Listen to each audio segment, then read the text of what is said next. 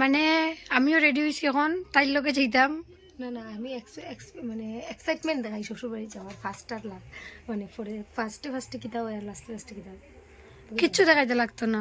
সুন্দর একটা চলিয়া গেছিল আক্তা মিডিল টিকা তাই যাইতো গিয়া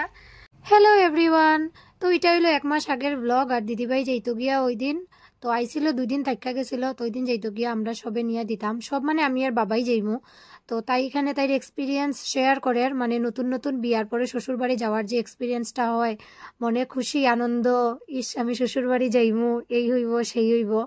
আর তারপর বিয়ার 5-6 বছর পর শ্বশুর বাড়ি যাওয়ার যে মজাটা থাকে ইস গিয়াই তো আবার ডিউটি শুরু হয়ে যাব মনারে স্কুলে নিয়ে যাইতাম সকাল সকাল ঘুম থেকে উঠতে লাগবো তো এইসব আর এদিকে মনায় তার দিদার লগে খেলের তার দিদার তো মন খুবই খারাপ আইছিল 2 দিন দেখা যায় ধীরে চলে ফুটবল খেলা যেটা আমরা যাইতে সময় একটু দেখা গেছি তারপর আমরা আয়নাখাল থেকে একটু মিষ্টি লই লইলাম দই মিষ্টি ওইসব নিয়ে এখন আমরা দিদিভাইয়ের বাসায় পৌঁছে গেছি প্রায় সন্ধ্যার পরেই গিয়া ঢুকছিলাম আমরা আর আমার তো গাড়ি চলতে খুবই বেশি প্রবলেম হয় তো তারপরও কিচ্ছু না কোনো দিকে যাইতে গেলে তো গাড়িতেই যাইতে লাগবে হাঁটিয়া তো আর এরকম অত দূর যাইতে পারতাম না আর দিদিভাই ইয়া শুরু হয়ে গেছে তার জিনিসপত্র আটানি গুছানি তার মাঝখানে এখন কিছুদিন থেকে আমি কোনো ব্লগও আপলোড করতে পারি না ভিডিও আপলোড করতে পারি না কারণ ব্যস্ততার মধ্যে কাটের আমার কয়েকটা দিন আর এদিকে মনা দেখো কি সুন্দর গান শুনে আর নাচের তার মনের আনন্দে খুব নাচতে ভালো ভাই এরকম ভাবে টিভির মধ্যে গান চালাইয়া তো তে নাচের আমরা সবাই বুয়ে বুয়ে তার নাচ দেখলাম আবার যদি দেখি না তেও তার অসুবিধা তারটা দেখতেই লাগবো আমরা তারটা ভিডিও করতাম দেখতাম এদিকে কি আছে জানি না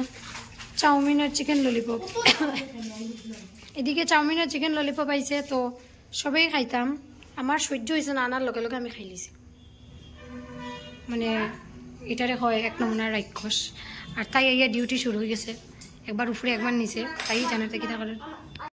তো আমার আর সহ্য হয়েছে না আমি খাইলেছি তার কারণ হইলো গিয়া দুপুরবেলা খাইয়া গেছিলাম না